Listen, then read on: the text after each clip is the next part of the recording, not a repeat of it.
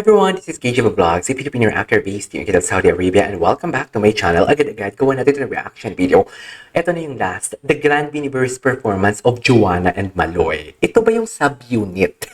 Please enlighten me kung ito ba yung sub-unit na nilang tinatawag. Kasi ginawan ko talaga, yung apat na performances, ginawan ko talaga siya, dear. Sa totoo lang, kung hindi ito sub-unit, so gagawa na naman ako ng another reaction video. Tama ba ako? So it won't take any longer. I'm really excited to watch this because napanood ko na yung kay Gwen and Mika, kay Colette and Sheena, kay Stacy and Aya. Stacy and Aya performance are the top something like, wala namang for me lang was one of the best. Isa sa mga, ang pinakamaganda.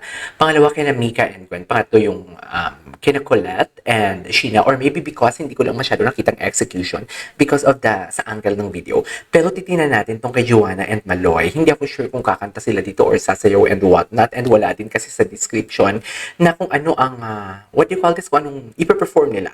Pero isa lang masasabi ko, ang bongga talaga ng stage nila. Ang bongga talaga ng production nila. The grandest concert na ginawa ko, na napanood ko na ginagawa ko ng reaction video. Sa totoo lang, kabog na kabog.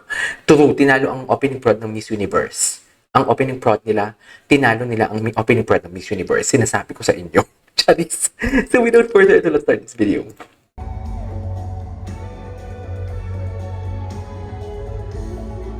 Siyempre, ayan na naman sila dyan sa baba. Go. Ay.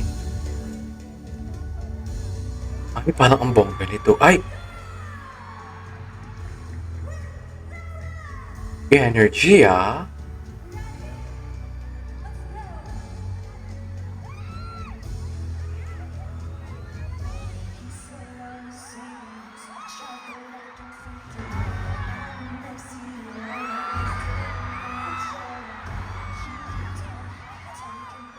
Ay!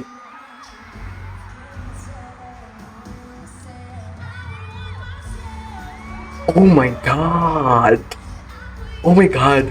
Alam mo, hindi ko alam kung saan ako magpo-focus kay na Maloy, Juana, or makikinig ako ng music, or sa backup dancers na ang ganda ng execution nila, or sa stage, sa floor ng stage nila na parang may iba-ibang kulay and everything. Sa totoo lang, oh my God, this gracious. I am wondering kung paano nila to mabipit kung magkakaroon ulit sila ng concert. Kumbaga yung comeback nila.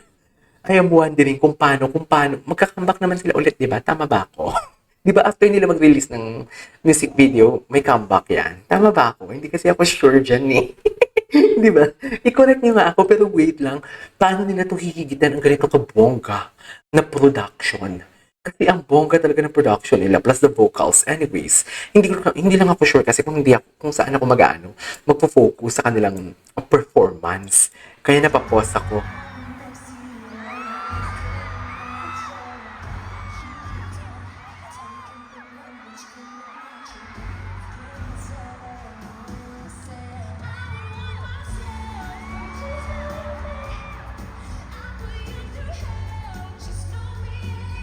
Oh, we love the voice.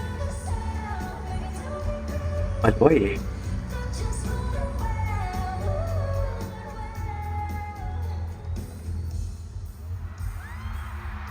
Oh, medley.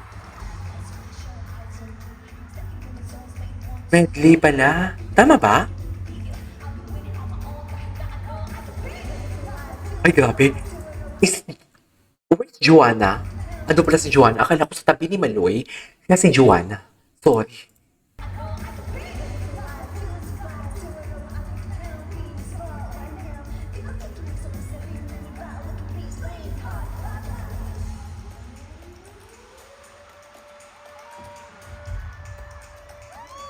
Yes. Ay, ayan na si Juana. Nagwawala na si Juana. Uwi, in fairness sa kanilang choreography and blockings, well executed talaga. Tsaka yung synchronization, lalo na kung mga ganitong klaseng angle, kitang-kita mo talaga kung nagsisynchronize and whatnot. Di ba? Kitang-kita talaga. Ang ganda ng execution talaga nila. Pinaghandaan nila actually yung prod nila. Sa totoo lang, pinaghandaan talaga nila. Even sa short period of time, if I'm not mistaken, they announced this last, kailan ba? No. August or July, they announced this one. But then the concept, alam mo yung dapat kasi, kung mga ganitong klaseng concept, it took something like 1 year para mabuo to. Di ba? Wala pang 1 year before they announce it. After they announce it, should I say, pero nakaka-come up sila sa ganitong klaseng prod. I love that. Kudos.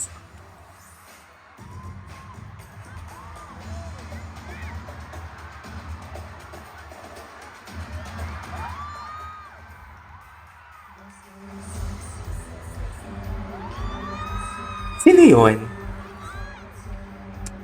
Mga turumpeta. Ay, grabe ang hot. Uy, si Maloy. Si Maloy, kitang-kita siya. The way niya tingnan si Joanna.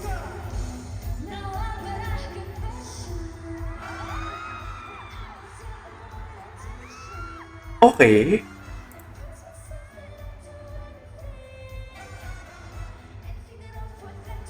Hindi man lang nagkakrak yung kanilang mga boses.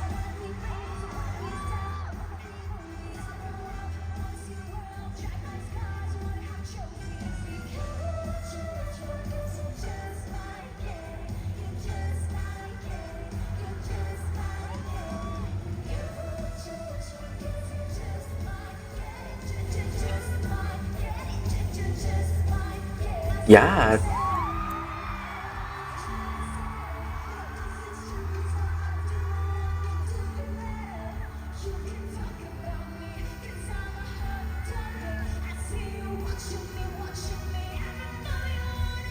Wow.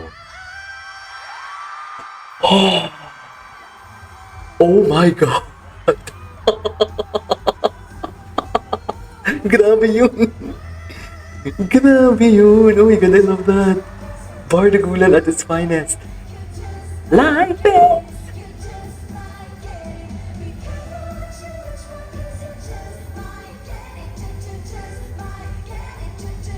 Bagay na bagay sa kanilang product to. Ganda ng stage. Grabe yung stage. Ang ganda ng stage. Seryoso. Tapos na. O, bababa na sila, diba? Alam mo yan. Ang bongga.